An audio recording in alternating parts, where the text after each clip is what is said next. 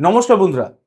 গত কয়েকদিনে গ্লোবাল জিওপলিটিক্সে এমন কিছু ঘটনা ঘটেছে যেগুলো দেখার পরে বিভিন্ন ডিফেন্স এক্সপার্টরা বলছে যে ভারত পাকিস্তানের যুদ্ধ যে কোনো সময় লাগতে পারে।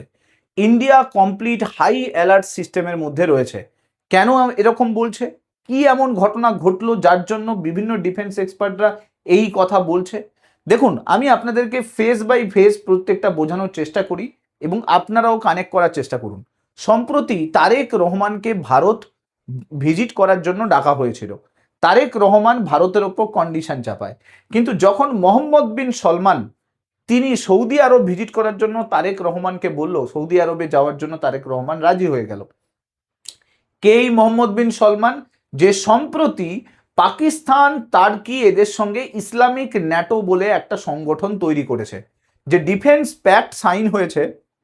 সেই মোহাম্মদ বিন সলমান, সৌদি আরবের প্রিন্স, তিনি সম্প্রতি বাংলাদেশের প্রধানমন্ত্রী তারেক রহমানকে ভিজিট করার জন্য বলছে। এই বিষয়টার অনেক সিগনিফিকেন্স আছে।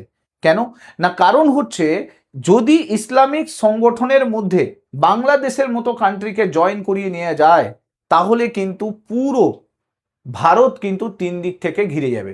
একদিকে পাকিস্তান, অন্যদিকে বাংলাদেশ এবং তার সঙ্গে সঙ্গে টার্কি আর সৌদি আরব, আর ওপরে চীন তো ছিলই। এই সব কিছুর মাথা কিন্তু চীন রয়েছে। এবার আসি, আমি আপনাদেরকে কিছু ঘটনা, এই ঘটনার সঙ্গে সঙ্গে আরও কিছু ঘটনা ব্যাকগ্রাউন্ডে ঘটছে, যেটা স্পষ্ট করে দিচ্ছে যে এই সমস্ত দেশ একটা কিছু প্ল্যান করছে।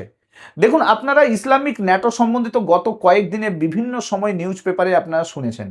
ইসলামিক ন্যাটোতে আপনি এখানে টার্কিকে দেখতে পাচ্ছেন, এখানে সৌদি আরবকে দেখতে পাচ্ছেন, পাকিস্তানকে দেখতে পাচ্ছেন এবং বাংলাদেশকে দেখতে পাচ্ছেন। যদি বাংলাদেশ জয়েন করে, যদি জয়েন করে নেয়, তাহলে আপনি ভেবে দেখুন যে ভারত কিন্তু এই পুরো কয়েকটা দেশের মধ্যিখানে কিন্তু থেকে যাবে। ভারত অনেক চাপের মধ্যে চলে আসবে যদি বাংলাদেশ এই পুরো ইসলামিক ন্যাটো জয়েন করে নেয়। এখন বাংলাদেশ ইসলামিক ন্যাটো জয়েন করার আগে অনেক কিছু ভাববে, কারণ বাংলাদেশের সঙ্গে আমাদের স্ট্র্যাটেজিক পার্টনারশিপ রয়েছে, অনেক কিছু বাংলাদেশের স্টেক কিন্তু আমাদের লেগে রয়েছে। যদি সেই ক্ষেত্রে বাংলাদেশ কোনোভাবে এই ইসলামিক ন্যাটো সংগঠনের দিকে এগিয়ে যায়, তাহলে কিন্তু ভারতের জন্য যথেষ্ট বিপদের সংকেত। কেন আমি এই কথাটা বলছি? যে এই পুরো ঘটনা ঘটছে আর পাকিস্তান কোনো না কোনোভাবে চাইছে যে বাংলাদেশ ইসলামিক ন্যাটো সংগঠন জয়েন করে যাক। কেন না? দেখুন, সম্প্রতি কি হয়েছে, বাংলাদেশের যে ডিজিএফআই আছে, তিনি সম্প্রতি মিট করেছে পাকিস্তানেরই আইএসআইর সঙ্গে। আইএসআই চিফ তার সঙ্গে মিট করেছে। কেন এই পুরো বিষয়টা ইম্পর্টেন্ট? কারণ এই যে মিটিংটা হয়েছে, এই মিটিংটাতে শুধু ডিজিএফআই যায়নি, অর্থাৎ ডিফেন্স জেনারেল কিন্তু যায়নি, তার সঙ্গে সঙ্গে কর্নেল র্যাঙ্কের কিছু অফিসারও এই পুরো মিটিংয়ে গিয়েছিল। অর্থাৎ 6 জন সদস্যের একটা দল সম্প্রতি পাকিস্তানে গিয়ে পাকিস্তানের আইএসআই চিফের সঙ্গে মিট করছে। শুধুমাত্র তাই নয়, তার সঙ্গে সঙ্গে বাংলাদেশ ইন্টেলিজেন্স এজেন্সির সঙ্গে মিট হচ্ছে। কাদের? পাকিস্তান আর্মির আইএসআইর সঙ্গে মিট হচ্ছে। এই পুরো ঘটনাগুলো একটা ঘটনার কথা মনে করিয়ে দিচ্ছে। আপনাদের হয়তো মনে নেই, আমি আপনাদেরকে মনে করিয়ে দিই। দেখুন, শেখ হাসিনার সময়কালে আইএসআই বাংলাদেশে সেই মতো করে কিন্তু প্রভাব বিস্তার করতে পারেনি।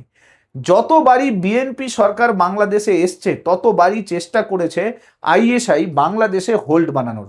কেন না? 2004 সালে আপনারা জানবেন যে আইএসআই কিন্তু একটা বড় প্ল্যান করেছিল ভারতের বুকে ইনস্টেবিলিটি নিয়ে আসার জন্য।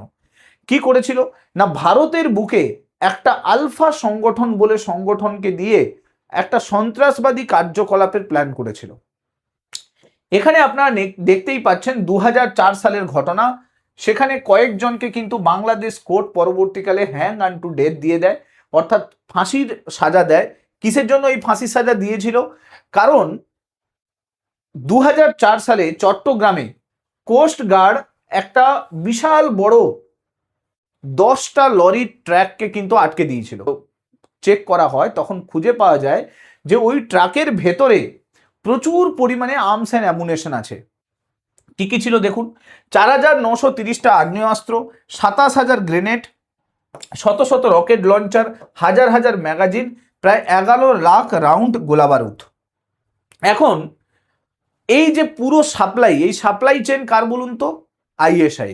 কেন সেই সময় বিএনপি যে যারা লিডার ছিল তারা জামায়াতি ইসলামী সেই যে সংগঠন সেই সংগঠনের সঙ্গে মিলে এই পুরো প্ল্যান কিন্তু করছিল আলফা সংগঠনের কে দিয়ে ভারতে নর্থ ইস্টে একটা বিশাল বড় ডিস্টারবেন্স ক্রিয়েট করার প্ল্যান করছিল। এখন এই পুরো ঘটনা সেই সময়কার বিএনপির সঙ্গে কিন্তু আইএসআই চিফ মিট করেছিল, তারপরেই কিন্তু এই ঘটনা ঘটেছিল। আর এখন যদি পরিবেশ দেখেন সেম ঘটনা কিন্তু আরেকবার রিপিট হচ্ছে।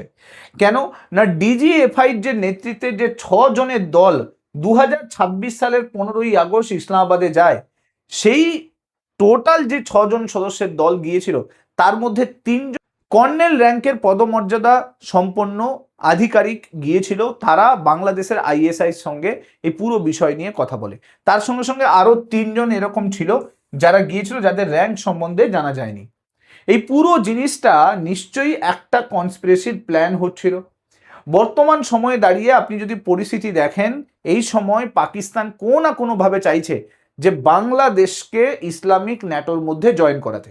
কারণ দেখুন, আপনি ভেবে দেখুন যে আসিফ মুনির যে রয়েছে সে চাইছে যে পাকিস্তান তার কন্ট্রোলে থাকুক। এখন যদি পাকিস্তানকে আইএসআইর কন্ট্রোলে রাখতে হয়, আর্মির কন্ট্রোলে রাখতে হয়, গভর্নমেন্টের যদি পাওয়ার না থাকতে দিতে হয়, তাহলে ভারতের সঙ্গে একটা ছোট্ট যুদ্ধ দরকার। কারণ যখনই যুদ্ধ হয়ে যাবে তখন তারপরে পাকিস্তান কান্না করতে থাকবে যে হ্যাঁ আমরা জিতে গেছি, আমরা ভারতকে হারিয়ে দিয়েছি। ছোটোখাটো যুদ্ধ হবে, সেই যুদ্ধে নিজের যে ক্ষমতা সেই ক্ষমতার প্রদর্শন করবে, কিন্তু ক্ষমতা তো কিছুই নেই। উল্টে পাকিস্তানের মানুষদেরকে ভুল বোঝানোর জন্য ওরা ব্যস্ত থাকবে যে আমরা সব কিছু দিয়ে জিতে গেছি, ভারতকে হারিয়ে দিয়েছি। তো তারপরে কি হবে, আসিফ মুনির আবার নতুন করে ভালো ভালো প্রমোশন পাবে, ভালো ভালো পাওয়ার এনজয় করতে পারবে। অলরেডি আপনি দেখতে পেয়েছেন যে আসিফ মুনির এই অপারেশন সিন্দুরের পরে অনেকগুলো পাওয়ার কিন্তু অলরেডি পেয়ে গেছে। যত সময় গড়াচ্ছে, কালকে আমি একটা নিউজ পেলাম যে আসিফ মুনিরকে আবার এক্সট্রা পাওয়ার প্রোভাইড করে দেওয়া হয়েছে। তাহলে ভাবুন, এই সমস্ত কিছু একটা সিগন্যাল দিচ্ছে যে যুদ্ধের কিছু না কিছু কিন্তু প্ল্যান চলছে পাকিস্তানের।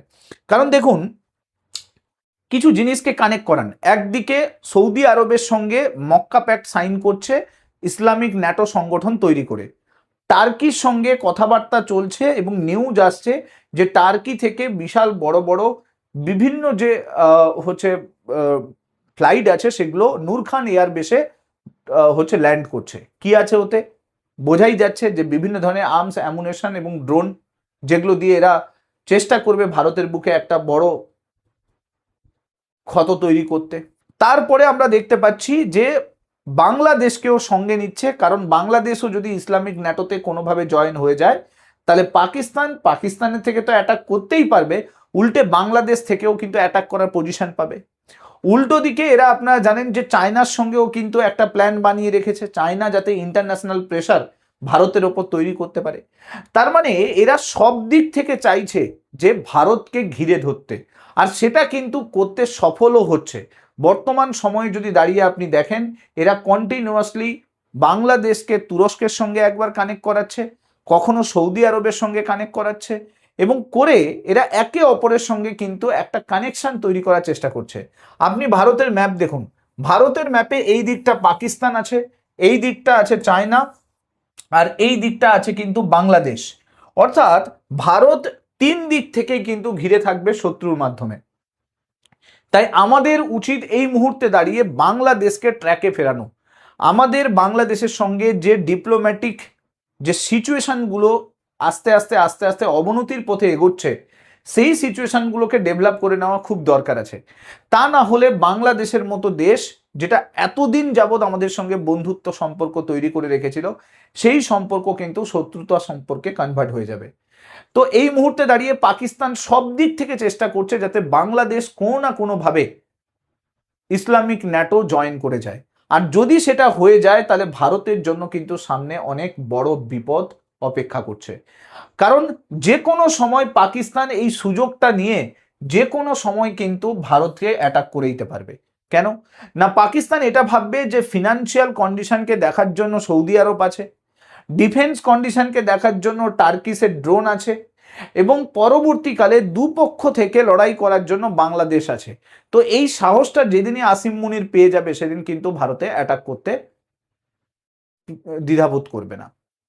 তো বুঝতেই পাচ্ছেন অনেক বড় তাৎপর্যপূর্ণ ঘটনা জিওপলিটিক্সে ঘটে চলেছে, আর যেগুলোর মাধ্যমে স্পষ্ট হচ্ছে যে ইন্ডিয়াকে হাই অ্যালার্ট সিস্টেমের মধ্যে থাকতে হবে, চেষ্টা করতে হবে ইমিডিয়েটলি ভারতের এবং বাংলাদেশের মধ্যে সম্পর্ক যাতে ভালো হয়ে যায়, কারণ কি সম্পর্ক যত অবনতি হবে তত পরিস্থিতি খারাপ হবে, আর তত পাকিস্তান সুযোগ নিতে পারবে।